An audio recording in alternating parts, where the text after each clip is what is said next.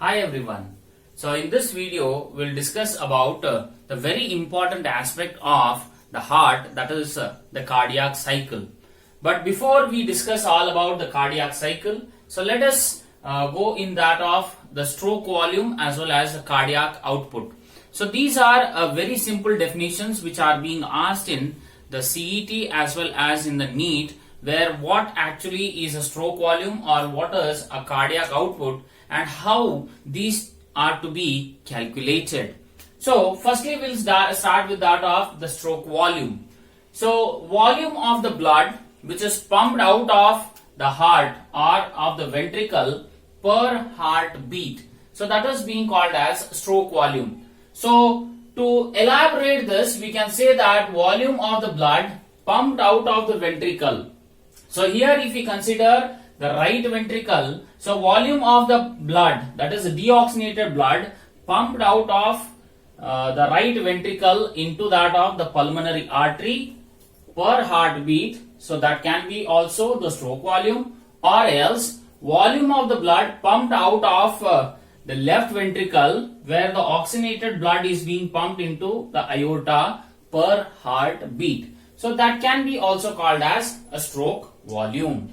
Now, the stroke volume, how it can be calculated? So, how much is the stroke volume? So, stroke volume can be calculated by a simple formula that is called as SV, where it refers the stroke volume equals to EdV minus ESV, where EdV refers to end of the diastolic volume minus end of the systolic volume. So before we know the meaning of end of the diastolic volume, so first we need to know what are the two words. That is, the first one is the diastole or diastole, and the other one is systole or systole.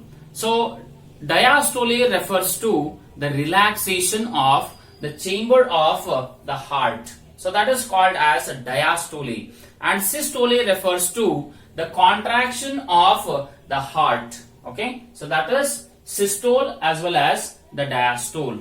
Now what is EdV, end of diastolic volume, which means once the blood from the left atria enters into the left ventricle, or the blood from the deoxygenated blood from right atria enters into the right ventricle. Okay, so once these ventricles are being completely relaxed, where they are being completely filled with that of the blood, so that is called as end of diastolic volume.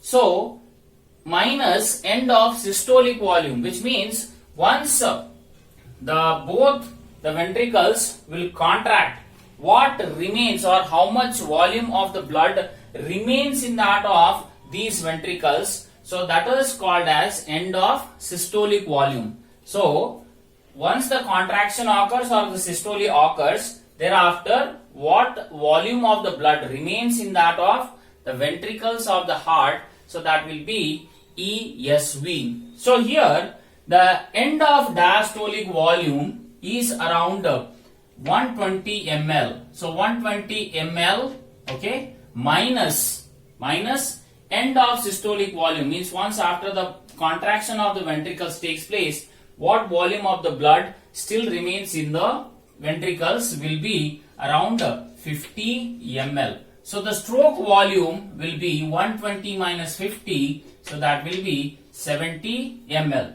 So 70 ml of the blood will be pumped from any of these ventricles per heartbeat. So once the heartbeat is being generated, so 70 ml of the blood will be left over the ventricle into either into that of pulmonary artery or into the aorta. So whether the stroke volume is fixed? No, absolutely no, because stroke volume what we have calculated, that is 70 ml. So this is during the resting period. So this is during the resting phase. But as soon as an individual, okay, undergoes a strenuous exercise, okay, or if he or she starts running, so thereby what happens is the stroke volume increases. Okay, as the heartbeat will increase, thereby the stroke volume also increases. Yes, so that is the first definition, stroke volume. Next one is cardiac output. Now what is cardiac output? So volume of the blood pumped out of the ventricle, okay, this is per minute. So that is the difference here. Remaining all are the same. That is volume of the blood pumped out of the ventricle. So that will be there. That is similarity. But here stroke volume is per heartbeat and cardiac output is the volume of the blood pumped out of the ventricle per minute.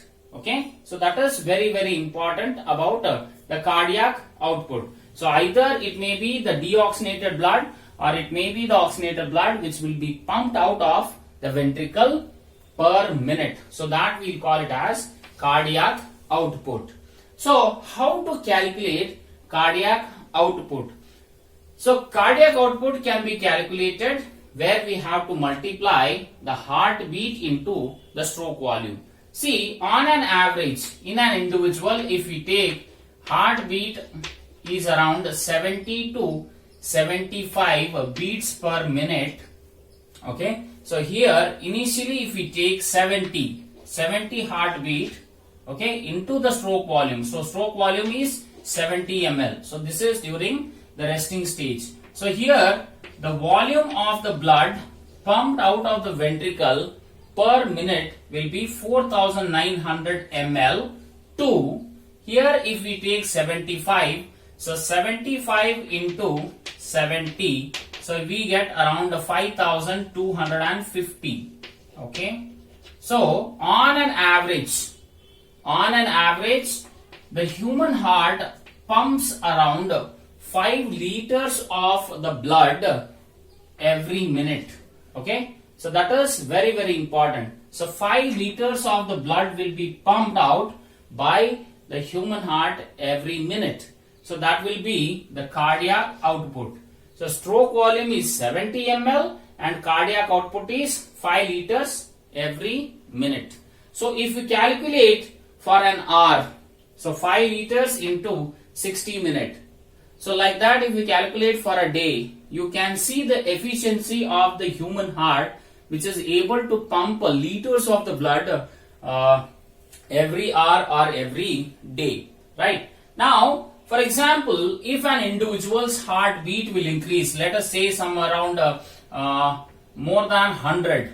Okay, so stroke volume, if heartbeat increases 100, then automatically the stroke volume will also increase. So thereby the cardiac output also increases whenever an individual is performing any gymnastics or if he is exercising or if he or she is running. Okay, so cardiac output also gets accelerated, right? So that is stroke volume as well as cardiac output. So that is the first part. Next part is the very important part, so that we need to discuss is cardiac cycle. So what actually is the cardiac cycle? So cardiac cycle is the sequence of alternating contraction and relaxation of the atria and ventricles to the blood. It has to be pumped throughout the body. So that is what we call cardiac cycle. So cardiac cycle refers to sequence of alternating contraction and relaxation of the atria or the ventricles. Okay, so that is what we call cardiac cycle. So cardiac cycle takes around 0.8 seconds. So this is what we call the timing for a cardiac cycle to complete. So that is 0.8 second. So either you can consider here the atrial contraction and relaxation or the ventricle contraction and relaxation. So together they constitute one cardiac cycle, which is all about 0.8 second. So what is the importance of the cardiac cycle? So importance of the cardiac cycle is so that alternating contraction and relaxation of the chambers of the heart helps the blood to pump out of the heart to various parts of the body, where the oxygenated blood from the left ventricle will be sent to all the parts of the body. Meanwhile, the deoxygenated blood will be pumped into the lungs for oxygenation. So that is the very significance of that of the cardiac cycle. So how does this cardiac cycle will occur? What are the sequential events which occur in that of the cardiac cycle? So mainly there are three phases by which we can explain the cardiac cycle. The phase 1 is atrial systole, that is nothing but contraction of the atria. That is the first phase. Second phase is where we have is ventricular filling, and in this phase 2 we are able to have the ventricular systole and we also have the ventricular diastole. So these three constitutes the phase 2, and the third one is the phase 3, where we say it as a joint diastole, where all the four chambers of the heart are under relaxed condition. So how this will occur? How this phases will occur in a sequential way? So that will discuss in detail right now. So here you are able to see that both the atrias are said to be the receiving chambers, where the right atria, okay, so this right atrium will receive the deoxygenated blood by the help of the superior vena cava. Thereafter is the coronary sinus and inferior vena cava. So inferior vena cava will bring the deoxygenated blood from the lower parts of the body. Superior vena cava will bring deoxygenated blood from upper part of the body, and coronary sinus will bring deoxygenated blood from the heart itself, right? So here the deoxygenated blood is filling into the right atria. Similarly, the pulmonary veins from the lungs, it will bring the oxygenated blood into the left atria. So what we are discussing is now the phase 1, where atrial systole will occur, how it will occur. So now, as the oxygenated blood enters into the right atria and deoxygenated blood enters into as the oxygenated blood enters into the left atria and as the deoxygenated blood will enter into the right atria, the blood goes on filling into both the atrias. At that time, the pressure in the pressure of the blood in the atria starts increasing. So prior to this, bicuspid valve and tricuspid valves will be closed. So thereby the blood starts filling into the atria. So as the blood starts accumulating in the atria, the pressure of the blood will increase. Thereby it makes this bi and tricuspid valves to open. Okay.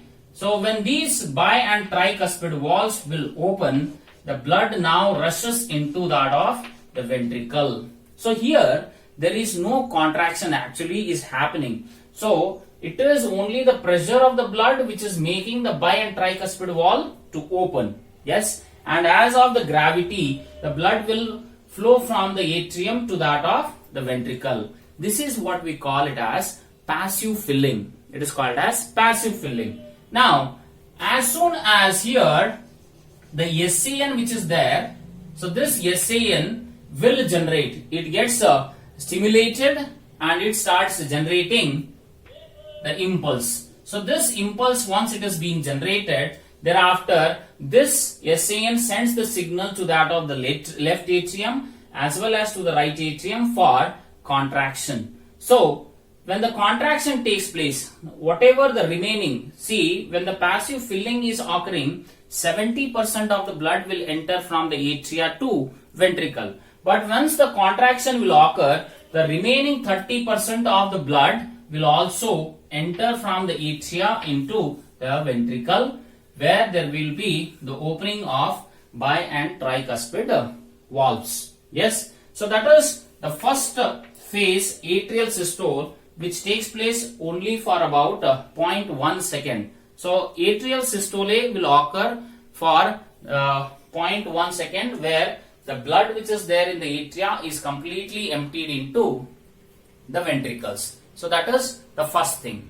Okay. So whenever the pressure in the atria will be high, okay, so pressure in the ventricles will be low. So that thing you have to remember. So the first step or the first phase have now occurred. Later, once the blood enters from the atrium to the ventricle, okay, the atria have completed their functioning. That is, they have sent the blood from atria to ventricle. Now these atria will now undergo relaxation. That is called as atrial diastole, which takes place around 0.7 second for both the atria to come back to their original shape. Okay, right. Now once the blood enters into the ventricle, okay, that is the phase 1 what we are talking is ventricular filling. So as I said, 70% of the blood will enter, okay, that is by the opening and bi and tricuspid walls. But thereafter when the atria will contract, so the 30% of the blood which is there in that of the atria, so that will enter into the ventricle when the SAN will send the signal to both the atria for contraction. So at that time both the atria will undergo the systole or contraction. So thereby the remaining 30% of the blood will enter from the atria into ventricles. Okay, so totally now it is that ventricle receive the 100% of the blood from the atria.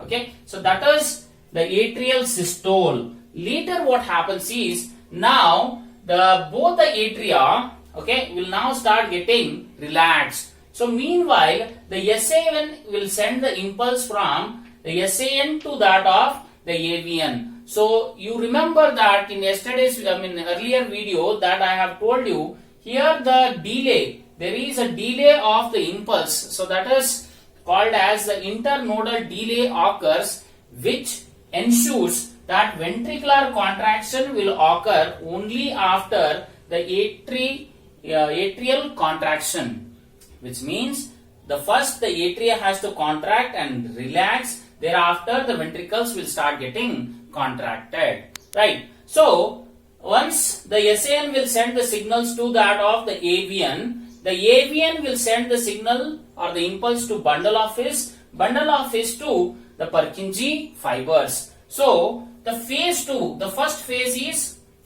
atrial systole. The second phase is ventricular filling. So ventricular filling, both the ventricles have been filled with that of the blood.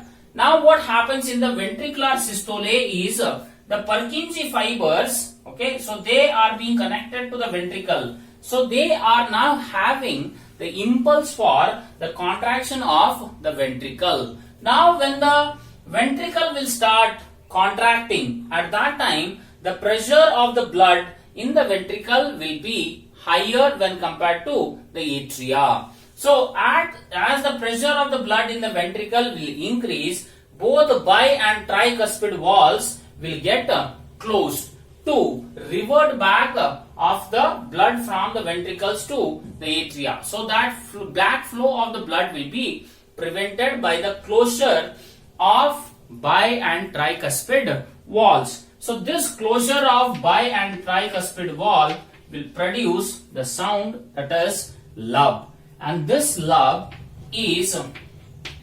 0.15 seconds, and this is of the long duration. It is of the long duration and it has low pitch. Okay, it is having low pitch. So that is the heart's first sound is due to closure of bi and tricuspid walls, that is called as lub. So now the ventricles will start contracting together. So this contraction of both the ventricles together is called as isovolumetric contraction. Thereby the deoxygenated blood from the right ventricle now start moving towards the semilunar wall, and oxygenated blood will now start moving towards the valve. So here bi and tricuspid walls are already closed, so there is no possibility that the blood will flow into the atria. So at this time when the pressure is increasing, both the semilunar walls will get opened. So the blood now rushes, okay, that is the deoxygenated blood will rush into the pulmonary semilunar wall and finally it enters into the pulmonary artery. Meanwhile, the oxygenated blood will enter into the aortic semilunar wall. Passing through that, it will enter into the aorta. Yes. Now, as the ventricles have pumped the blood into the respective arteries, now the ventricles will start undergoing the next phase, that is called as ventricular diastole. So here, the ventricular systole takes around 0.3 seconds for sending out of the oxygenated and deoxygenated blood into the respective arteries. So that is the ventricular pressure here, okay, starts decreasing. Why? Because now both the ventricles starts undergoing relaxation. So as the pressure of the ventricles will decrease, there is a possibility that the blood may re-enter into the ventricle, but that is not being seen. Why? Because to prevent that backflow of the blood, these semilunar walls will close. So this closure of the semilunar wall will produce heart's second sound, that is called as a dub or dub, okay, and this takes place for around 0.1 second. And very important here is this dub or dub sound is for short duration and it is having high pitch. It is having high pitch or loud noise. So that is closure of semilunar walls will produce the dub sound. Now what happens is both the ventricles will now start getting relaxed. So as both the ventricles are relaxing together, we call it as isovolumetric relaxation. Okay. Now what happens is, okay, the next is where bicuspid walls are closed. Here both semilunar walls are closed. Now the blood is being filling into that of the atria, which means that both the atrias are under relaxed state where they are receiving the deoxygenated and oxygenated blood respectively. Meanwhile, the ventricles have already contracted and sent the blood out of the heart, so they are also now getting a relaxed state. So this is a condition where all the four chambers of the heart are under relaxed condition. So that is the phase 3 called as a joint diastole, and which occurs for about 0.4 seconds. Okay, so this is how the cardiac cycle will occur, where the cardiac cycle, the atrial systole occurs for 0.1 second, atrial diastole will occur 0.7 seconds, together will constitute 0.8 second, that is one cardiac cycle. Or the ventricular systole, the contraction of the ventricles, takes for about 0.3 second, and the time taken for both the ventricles to get relaxed, so that will be 0.5 second. So 0.5, 0.3 together constitute 0.8 seconds, right? So this is about the cardiac cycle, and very important thing what you have to remember is the pressures which are being exerted. See, as I said, I will just revise it, that when the blood is being flowing into the atria, the pressure of the blood is high in the atria when compared to ventricles.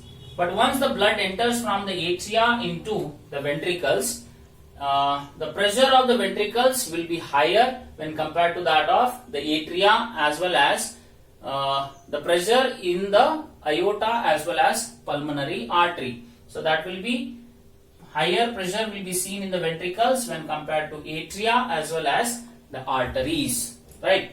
And regarding the lub and dub sound, so closure of bi and tricuspid wall will produce lub sound, and closure of the semilunar walls will produce the dub sound, right? So I will just explain this entire cycle of the cardiac cycle in a very brief way, where we'll have a circle like this.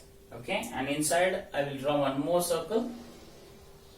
Okay, now this will divide into equal halves, 4 equal halves. Thereafter we'll make it as 6, and finally we'll make it as 8.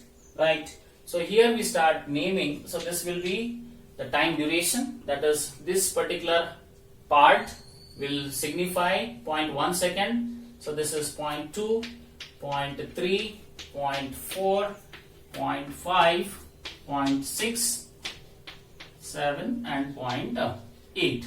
Okay, so now what you are able to see is this inner part is I am showing it as the atrium, and outer one is being as the ventricle. Now if you look after the time taken for both the atrias to contract,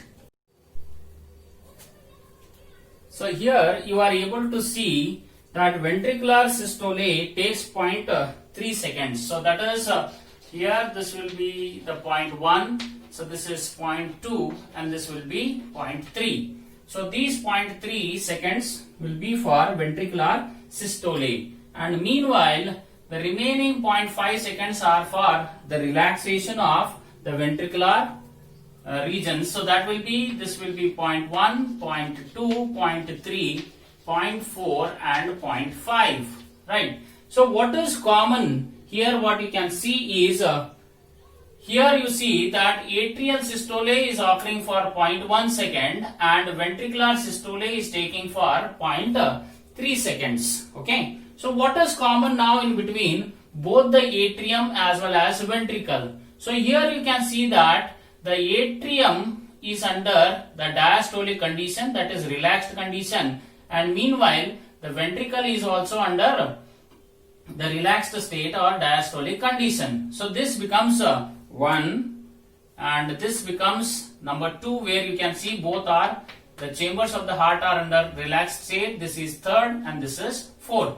So these 4.4 seconds what are there, you can see or you can observe that both atrium as well as the ventricle are under the relaxed state. Okay, so thereby that particular 0.4 seconds where both the chambers atria as well as ventricles are under relaxed state, that is called as joint diastole or joint diastole. So this is how you can understand the cardiac cycle very easily. So in this video we have discussed about the stroke volume, cardiac output and the cardiac cycle, which takes 0.8 seconds for one cardiac cycle to occur. Thank you.